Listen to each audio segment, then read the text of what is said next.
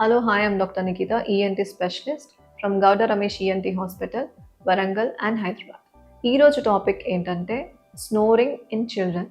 గురక చాలా కామన్‌గా పిల్లల్లో చూస్తూ ఉంటాము. పిల్లలు చాలా డీప్ నిద్రలో ఉన్నప్పుడు కానీ, లేకపోతే జలుబు వచ్చినప్పుడు ఆన్ అండ్ ఆఫ్‌గా గురక చూస్తూ ఉంటాము.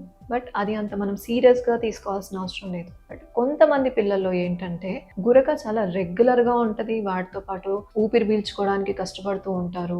నోరు తెరుచుకొని పడుకుంటారు. లేకపోతే ఫ్రీక్వెంట్‌గా దగ్గు, జలుబు వస్తుంటది. నైట్ టైమ్ నిద్ర డిస్టర్బ్డ్ స్లీప్ ఉంటారు దగ్గు వల్ల. సో ఇలాంటి కండిషన్స్‌తోని అసోసియేట్ అయినప్పుడు కంపల్సరీ మనం గురకని చాలా సీరియస్‌గా తీసుకోవాలి. మీ ఇంట్లో గనుక మీ పిల్లలు ఇట్లాంటి ప్రాబ్లమ్స్‌తోని ఏమైనా సఫర్ అవుతున్నారు అంటే మీకు దగ్గరలో ఉన్న ఈఎన్టీ డాక్టర్‌ని ఒకసారి విజిట్ చేయండి. వాళ్ళు ఒకసారి ఎండోస్కోపీ ప్రొసీజర్ చేసి లోపల దూలం వంకర ఉందా, కండలు పెద్దగున్నాయా, ఇన్ఫెక్షన్ ఏమన్నా ఉందా, ఎలర్జీ ప్రాబ్లమ్ ఉందా, సైనస్ ప్రాబ్లమ్ ఉందా, ఎడినాయిడ్ సైజ్ ఏమైనా పెద్దగా ఉందా అనేది వాళ్ళు డయాగ్నోస్ చేస్తారు. ఇంతకుముందు ఎక్స్‌రేస్ చేసేవాళ్ళు, బట్ ఎక్స్‌రే అంత అక్యురసీ ఇన్ఫర్మేషన్ అనేది మనకి ఇవ్వదు. ఎండోస్కోపిక్ ప్రొసీజర్స్ ద్వారా ఏ గ్రేడింగ్‌లో ఉంది ఏంటి అనేది మనం డిఫరెన్షియేట్ చేయొచ్చు. గ్రేడ్ 1, గ్రేడ్ 2లో ఒక 1-2 months of medical management advice చేస్తాము.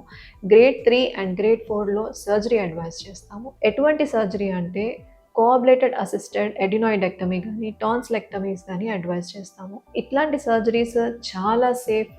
ముందు పూర్వకాలం సర్జరీస్‌తో పోలిస్తే, కన్వెన్షనల్ మెథడ్స్‌తో పోలిస్తే ఈ సర్జరీస్ చాలా సేఫ్. ఇంకొకటి ఏంటంటే మెడికల్ మేనేజ్మెంట్ అయినా, సర్జికల్ మేనేజ్మెంట్ అయినా కూడా మనము మన పిల్లలకి ఒక మంచి క్వాలిటీ ఆఫ్ లైఫ్ అనేది ఇచ్చిన వాళ్ళం అవుతాం.